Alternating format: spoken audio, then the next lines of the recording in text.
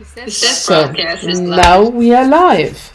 We still have I think that the event is not yet live, waiting for broadcast.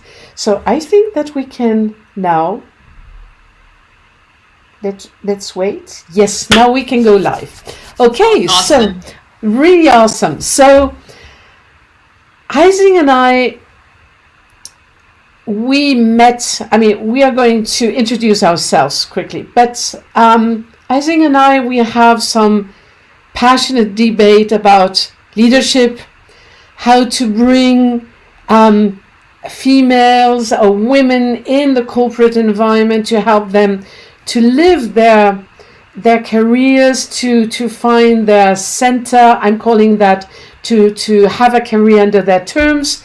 And so we thought, let's do a chit chat, something absolutely informal, where we exchange our experience in such a way that it can be compelling for everyone who listens to. Now, obviously, we are both women, so we are going to maybe sometimes focus more on our women's needs as leaders, but that is the nature of who we are. So maybe Haysing, can you introduce yourself? Oh, Oh, hi. hi. So my name is Haysing Han. I I hear hear some some echo in echo my in my ears, so I ears, so I might might speak a little speak bit a little bit slowly, slowly, if that's if that's okay. okay. So So, I live in Toronto, Canada, and I have about 25 years in corporate experience, and I am trained researcher and analyst. And I was at the cusp of my career where I was jockeying for next level executive position, and then a series of things happened for me to realize that I was climbing the wrong ladder, so to speak. So that was amazing awakening, and that led to pursuit of what's next. Then I have become a next generation leadership and influence coach. So I am certified as a high performance coach, but what that means is I try to turn it into how can I add value to women in corporate culture and corporations who struggle to find a mentor, struggle to find a voice, and struggle to find their own way of becoming a leader and lead the people that's authentic to them. Because when I was there, I did struggle. I had some luck in finding some mentors and sponsors in both male and female, but it is uphill battle for a lot of women. And as a visible minority and immigrant in Canada, like it was even harder. So I'm a woman, I'm a visible minority, and my English not my mother tongue, and like the culture and everything. So it became my mission to make contribution, small contribution, and I'm not in corporate anymore. And I knew when I was in corporate how difficult it is to be your own authentic self. So how do I create positive message and be the voice of corporate women as a coach for the remainder of my life? And how can I actually come from wanting to become an executive in significance point of view to what's more important is helping people and connecting and then raising them up as a coach. So I finally made a U-turn in terms of significance to contribution mindset. So in a nutshell, that's who I am. Excellent, excellent. So from my side, for the ones who don't know me, I have also about 20 years in corporate. Before, I was on the consulting side as a consultant, smaller ones, houses, as well as working for large corporations. So maybe in total also 25 years. And I ended my corporate career as a CEO working in one of the top 10 consultancy firms in Switzerland. So that was my market. And I decided to abruptly stop everything because I wanted to make my dream of writing my dissertation true. And a day of 15 to 17 hours per day is not, you cannot do your studies aside. So I told myself, well, it's also a good time for me to step down, to rebuild, disrupt myself, rebuild my life, and go this path. And I'm also a certified high performance coach, and it is under this umbrella that Haysing and I, we met, and we discovered we didn't know each other until I got my attention got drawn by one of your posts, Yeah. and where I must say it really touched me, and I thought, leadership.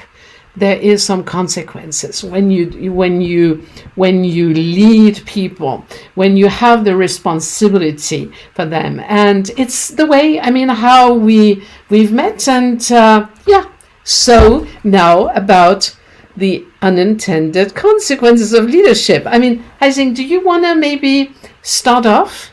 Yeah. So the way we met, the post is about how it impacted me as a person. And that was my final stage of getting over my corporate life in a very positive way. And I needed to let it go. And in order to be the spokesperson of corporate women. So it was all the baggage that I had. And, I became a coach, and I was doing this and that. And I still felt like I have something dragging me down. And I thought, okay, I need to write about it and let it go. So I chose Facebook as my medium because I felt safe. There aren't many corporate people there, I assume. So I talked about it. That got your attention. And you and another gentleman encouraged me to share that same story on LinkedIn.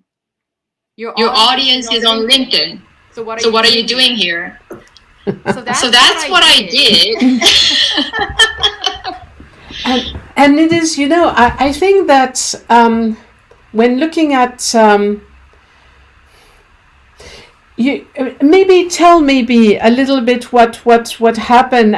What made you, because it is a personal story, so I don't know if you want to share it here, but I think that it is really, really important, because the way we as leaders we act on a daily basis, and also with regard to the strategy we develop, and also together with corporate or headquarters, and how we roll it out.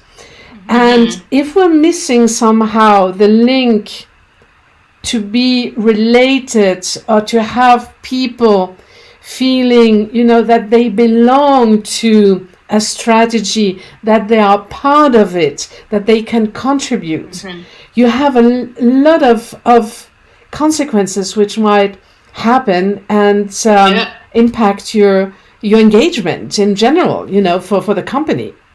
Well, we decided to call our lovely conversation as Unintended Consequences of Leadership, because I believe that the majority of leaders in corporate culture or any other places, they mean well, and they're good people.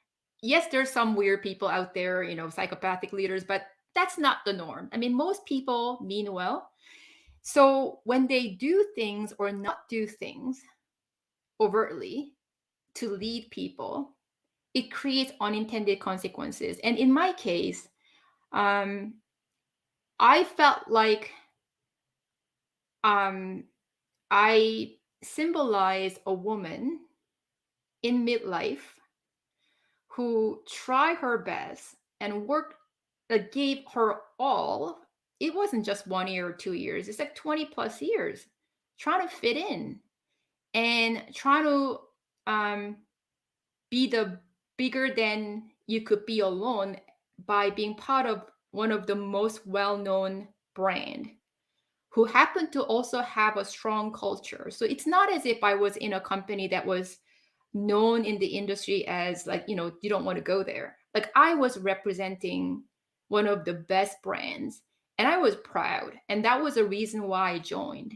And their vision statement was to be the better, whatever the company, right? And I said, wow, like this is the company that speaks to me and that's who I am. So I think a lot of times when leaders talk about talent acquisition and bringing talents into their company, they look at something bigger than just what you do, whatever you produce, service you provide. Because, especially during COVID and everything, people talk about engagement and, great resignation in the US and everything, and so why people are leaving, where are they going? And you have to ask yourself, if you're really senior leader, like C-suite or EVP and SVP level, like, are you telling people the vision that is bigger than the product services you're making, you're offering? Yes. Well, absolutely. And see, I think that now in general, leaders, I mean, I see that as a line, as a continuum, where you might be an excellent expert in your field and you get promoted as a people manager. And you start off with being ignorant. You still have to learn on how to manage people, how to bring them on board, how to help them to grow in their respective roles. If you have team leaders under your leadership or other managers, as well as, being creating a sense of trust, of safety at the workplace, also with other teams, with everyone. And it is not given to anyone to be an extraordinary people manager from day one.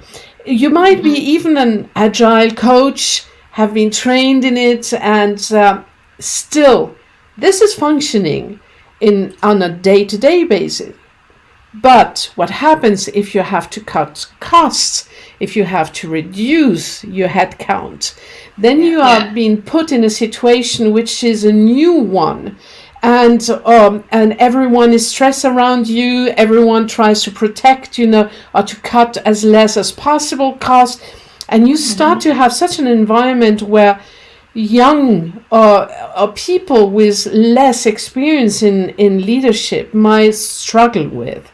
The other extreme is when you are becoming addicted almost to significance, to the power. And where it can go up to become, creating a very toxic environment. So it is always good to be somewhere in the middle where you still discover something new, because we all learn. And I don't know one single leader who has not learned from his or her people with whom they were working with. We learn from them. And on the other side, still, be feeling as influential as they need to be, as powerful as their role is theirs to make things happen. On a upper echelon as well as with the teams. And so I think that the thing is with women is that we don't necessarily get the same support as men as we climb the ladder. And it has nothing to do with men being bad or having bad intentions. I think it is simply because I'm calling that the old boys club. You get a lot of information from senior leaders, and by the way, men and women. And for whatever reason, when it comes to you're missing a part of the information flow. And I think that for me it is really important. Very well put. That I'm helping women to understand where you're getting the information and where not, and how to act to get the information. Yes. I think the part of it is women in general, even since we're little and growing up.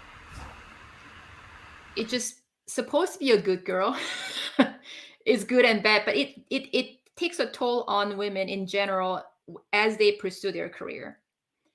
And my last job in corporate culture, like corporate sector, I was fortunate enough to lead a really large project that had enterprise-wide consequences.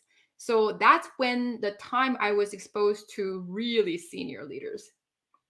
So the only person I didn't have a sit at the table with is CEO, all the way to C-suite. So that's when I saw firsthand how critical of the style and what they say and how they say it and what they not say of the C-suite people and EVP level executives. Like it's I don't even know how to describe it, but like, people look up to you and you are amazing performer, and there's nothing wrong with pursuing significance as you pursue your career, and that's why you're willing to do more, and then you move up the ladder and you become a senior leader. But at some point you have to let go of your significance and you have to rise above and bringing people together. So you're not a position leader, but you actually lead people. And that has to be demonstrated in the language you use and the behaviors, the actions you take. So I'll give you one example. So I was assigned to this large project. And I'm all pumped and, I'm going to make a difference. And it came from a C-suite executive mandate. And of course, I don't have a seat at the table with those people. So, you have to be at least SVP or VP to go to those meetings, which is fine. But I'm the one who's pushing project forward. I'm the one who's going to get things done. So the information and the intention of a leader gets whittled down and get lost in translation. So by the time it came to me, we have these weekly meetings and I'm thinking, what did he mean by that? Because I need to know. I'm designing things for the company.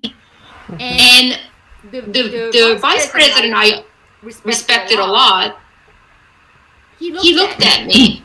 And I was very new in that company. So I said, what would he mean by that? Is it A or B or 3? C? So you're having a meeting with him next time. Can you ask? He gave him a long pause and stare. And I went like, oh, we can't ask? And he smiled and he said, no.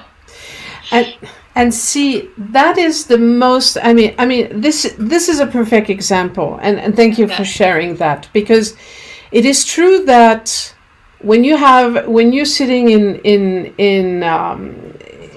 at the senior level and you had, the project manager presenting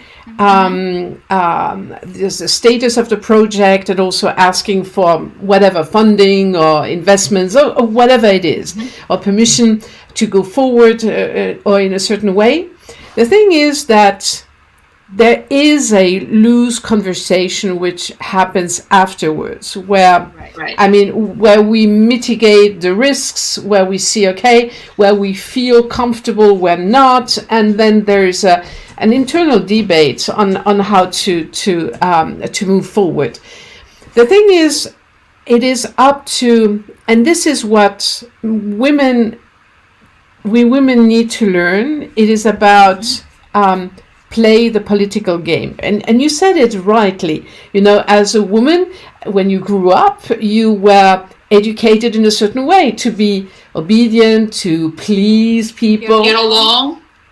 Absolutely. When they grow up, they are fighting with each other, against each other, and it's a game. So there is another dimension of going along. But we women, we can learn on how also as a project manager to ask the question in such a way that you're putting so much pain or pressure, I would say rather pain and where you can present different benefits to it, so that you're basically forcing senior executives to at least to hear up or listen to you, and then start by themselves asking the questions, so that you can then drive the discussion where, and also get the answers where you need it. Definitely, yeah. And for that, it is really important that we get away from the execution, and also the expectation level, and that we becoming managers of perceptions as well as their frame of reference, so that we can really adjust and reframe also from time to time the discussions, or have them ready. And I think that we women, we are too obedient, and myself too. Yeah, I mean, that's an amazing point. But adding to that, I think you just brought up an amazing point about it's about how you ask Mm-hmm. and how to reframe. Mm-hmm. And so it is possible that the way I asked could have been better. But I was thinking about, okay, all the leaders in that company encourage people to be agile, Mm-hmm. test and learn, Mm-hmm. and go fast. However, Mm-hmm. you're not allowed to ask questions. See, and see, can I correct you? Yeah. That is the trick. I mean, you're highlighting an extremely important point. We are giving by far too much, how shall I say, we are too obedient or compliant with authority, with roles. And I had to learn that too. And you have basically to take the lead, and not to get away from the execution of a project, to become almost like the substitute of the sponsor. Mm-hmm. Really, so that it becomes more political, because this is then placing you at a level where you can then become almost a peer of senior executives when it comes to this subject. Because see, in the consultancy firms, and I heard the other day on a YouTube channel, there's a lovely consultant, female consultant, who shares her, her day-to-day job and what it means to be a management consultant, and the way she was framing on how to, what chances she has to become one day a principal and then a partner, Yeah. is almost zero.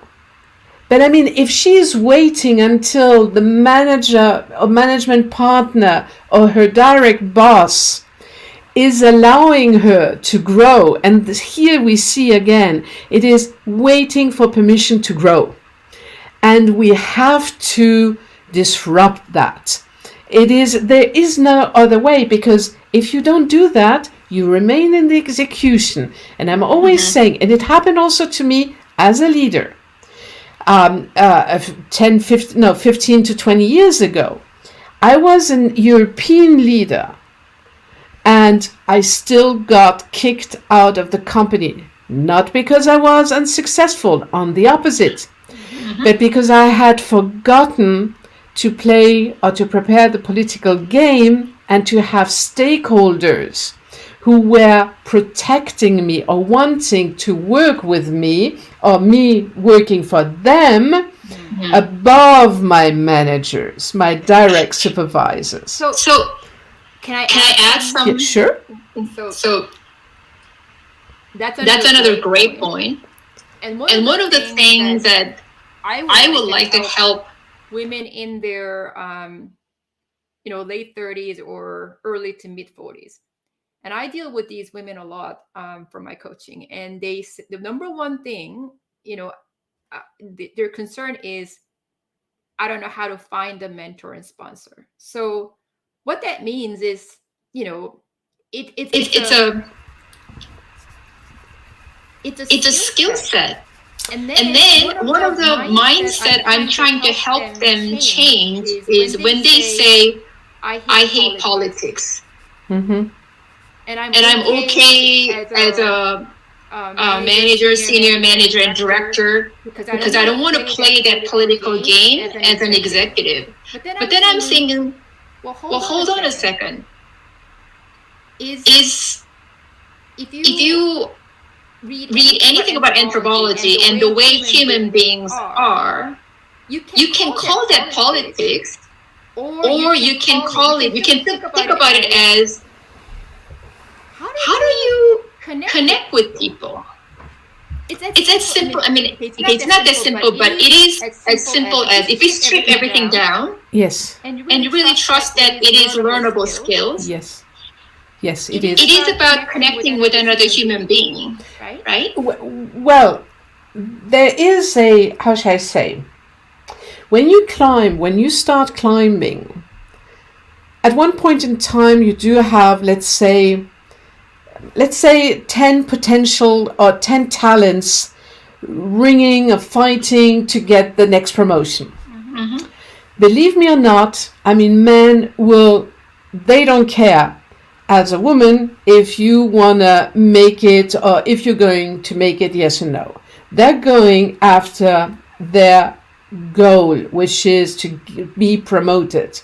So you do have then a lot of politics which is going on, and I mean, consultancy firms, I mean, this is absolutely, it is, how shall I say, it is admirable what level of power play you have.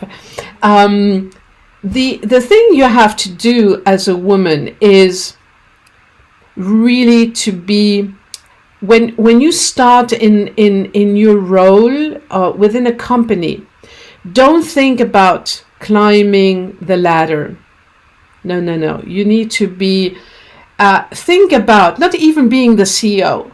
Think about sitting in boards with working with investors, and think about that, because it is about, if you start to think about climbing the ladder, or you start as a team leader, then you're getting management, in the management, middle management, and then the crowd is still very important. And usually what is happening is, when you are as a woman in the middle management, you are there when you are getting your children. And this is where you're getting, in Europe, depending on the country, you're taking a leave, a maternity leave, or you come back. But there is, we stop at one point in time of thinking about really career as something bigger than us, where we want to leave our legacy, and where we want to, how shall I say, contribute and make the company happen, not from an execution point of view, but from a strategic point of view. Mm-hmm. And I know so many men, and I don't want to cite now names, but who I have, for instance, a former colleague who always said he wanted to be the CEO, the global CEO of this company. Mm-hmm. And it is his mantra. And he is working after that. I mean, the way he does it, that's his style. But he has something, at least, which pulls him towards this idea. When we women, we tend so much to prove to our colleagues, to the world, and to senior executives that we can do the job, that we are the best, that we are really serious, that we are bringing the results, we are getting in the trap of being a high performer.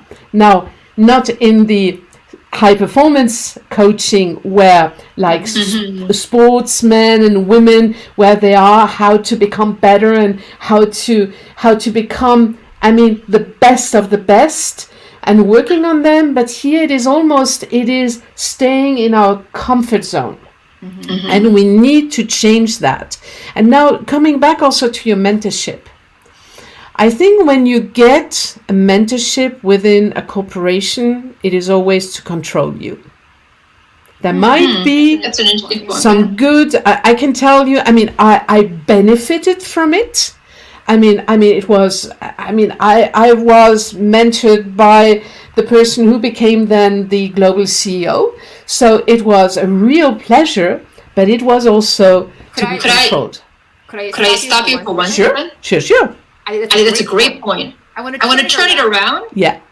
and say, what are the unintended consequences of those mentors on you during your career? Because it's something they said, something they did, because you said something about manipulation involved. No, it's not manipulation. It's control. Oh, control. Sorry. It is control, because I was working on one of the projects within this corporation, which was on the radar screen of the heat map of the global CEO at the top level. So I inherited from a project which was really, I mean, it really was bad. But I would say what is really important is for women to find their mentors, is to get out. I mean, to have an opportunistic network, to find mentors outside, because simply because they have a different type of, they don't have any involvement. So you can have paid mentorship, but also you can find some mentors who you don't know, and I mean, who have no ties and who are with the company and who are very graceful and also go along with you and are interested for you in you to grow as a leader. But I would go really outside of the company, because the diversity in perspectives, in ideas, in other approaches, it will be what will make you unique. You need to step out of this comfort zone, which is your expertise, and where we women, we love to stay. And see, I had, contrary to you, I was always hired in fields where I had basically no knowledge. So I was really relying on my people, on their know-how and expertise. So I had to find a way on how to convince them to work with me, to convince them to build the best solution. And it was also the best way for me to let them, or to give them the autonomy. And it has some downsides, but it has also some very positive sides, because you're not forcing your way of looking at the world in this specific field and saying to the people, so you have to do it this way, period. So let me ask you a question. Yeah. Because today's topic is generally unintended consequences of leadership. Mm-hmm. Based on what you just said, is it possible for you to give us one example of something you did that created unintended consequences, and the example of things that was, things that was executed or played out the way you intended, versus the other one that worked out in a way that wasn't your intention? Because I just want to bring back to the conversation to people in a leadership position. You don't do that on purpose. But I think one of the things that I want to really rate is, as a leader, you have a position. You're a leader.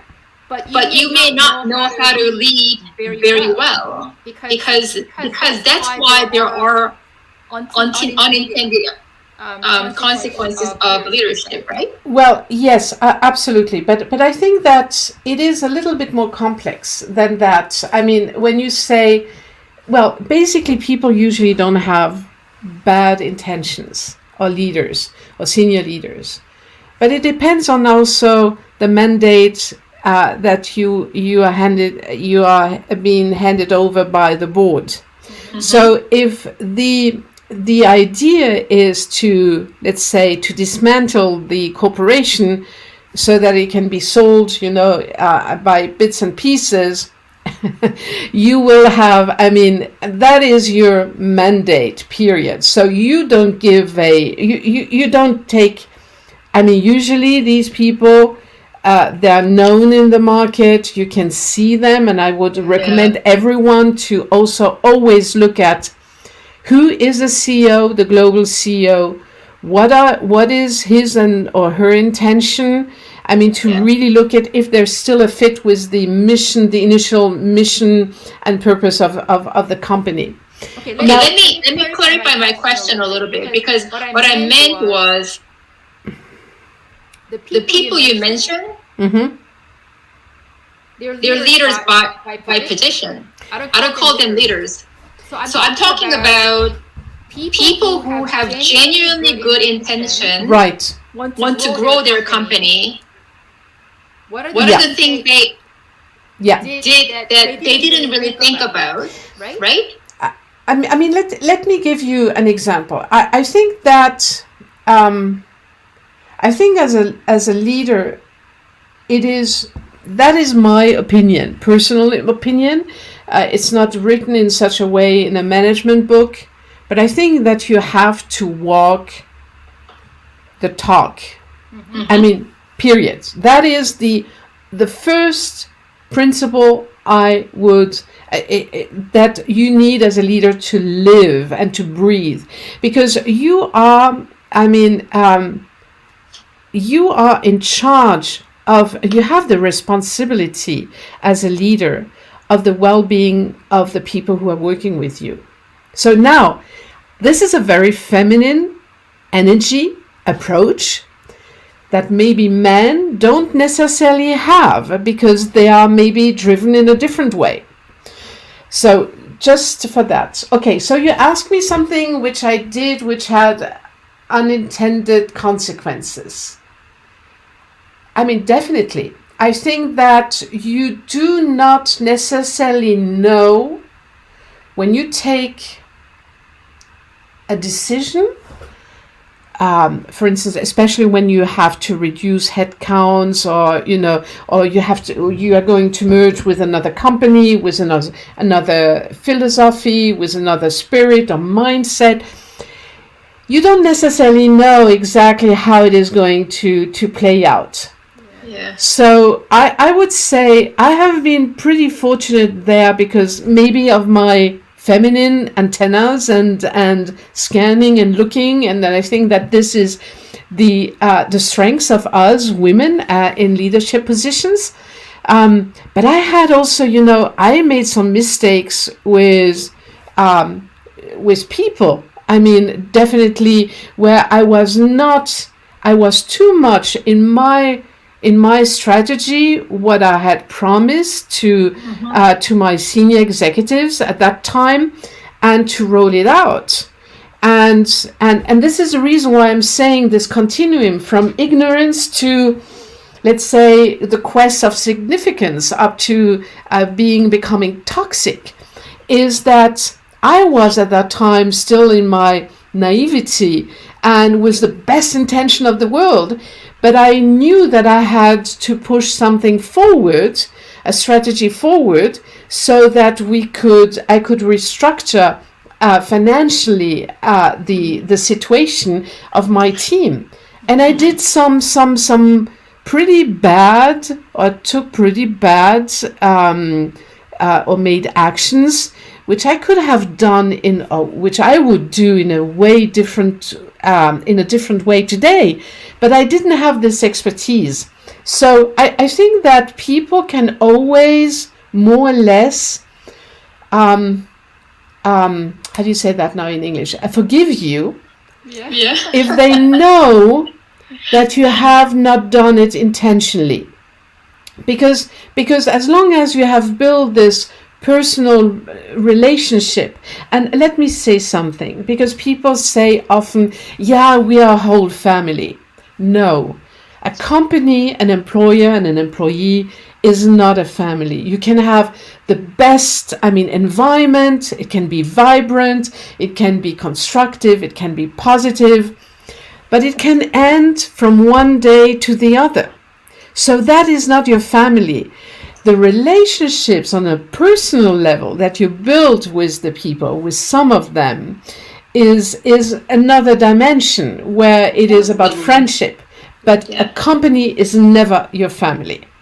And believe me, having worked with HR, when HR tells you as an employee, I want to know what is good for you and help you, they will, most of the time, many of them will, the last word that HR, especially in corporations, I'm not talking small companies, will listen to is the final word of a CEO.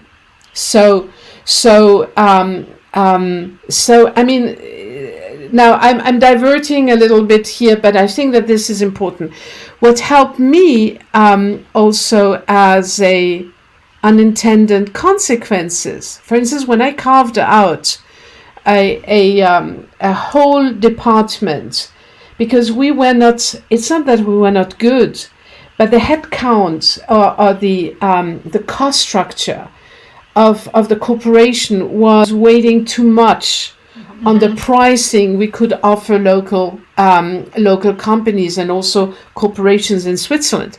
So for me, it was really important to basically bring the entire team and work with the senior leadership on the other side of this potential partner, and to say, okay, I'm going to hand you extraordinary competences, an extraordinary team, and also with a portfolio of clients which are absolutely amazing. So do you want to work, or do you want us to work out a solution which is a human way, which is a respectful way, and where clients as well as the employees will benefit from? And we made it happen. Now, I cannot guarantee, and I said that also to still then my employees, that maybe in 10 years it will be the same.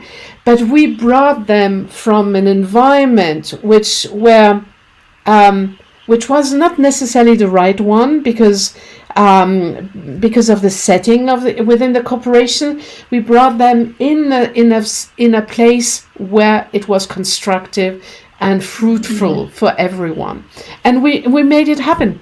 So I think that whenever you have the intention of bringing out the best of every single project you're in charge of, you can do it. But you have to basically force or make your intention very clear at the highest level. And let me tell you, and let me give you a last example. When I got handed over the one department, which was, in a very, for several reasons, which was in a really bad shape, and it had been managed very, how shall I say, the result was there, poorly. When my predecessor left, because he knew he was in trouble, so he left. And they asked me, and they said, "Oh, Catherine, we're going to give you this interims, this responsibility." And I looked at the CEO and I said, "You know what? You want me to take it interims-wise? I'm not interested in. If I'm doing that, I'm going to do that under my conditions. Working it out with you, but it is my conditions. So now you have the choice. Either you're going to implode because this department was so large that the consequences were pretty dire for the entire company. And you're going to do it this way, and I got it, but I had to fight for it." So That's good. Can Can I make let me just make a suggestion. So I like to share one example of unintended consequences of leadership in a very simple and visceral way. It's an example. That's what I lived through. Mm-hmm. So it could be as simple as CEO telling one of his C-suite member, huge project, it's going to affect half of their employee group. I'm talking large enterprise, not small companies. Mm-hmm. We're talking like 40, 50,000 people being impacted. Mm-hmm. Mm-hmm. So he has responsibility. So he tells his direct report, C-suite person, I'm going to personally hold you accountable if it doesn't work out. That comes from a good intention, right? So then that person tells her direct report, who's the head of marketing, this is what I heard. So we all want to work as a group and team. We want to make sure we want to support our boss.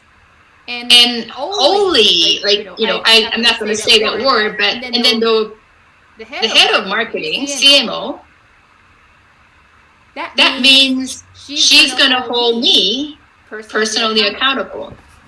That goes down to SVP, VP. Yeah. So this is what I'm saying. So it comes from a good intention of this is a project that let me just finish. So what happens is that project went on for more than a year. Mm-hmm. And it goes down to directors, senior managers who can actually move things forward with partners. So the whole, it actually went on more than a year. So it creates the fear at the top of the house. He didn't mean that. He meant that whatever you're changing and transforming is going to impact half of my people. And as a CEO, I take it seriously.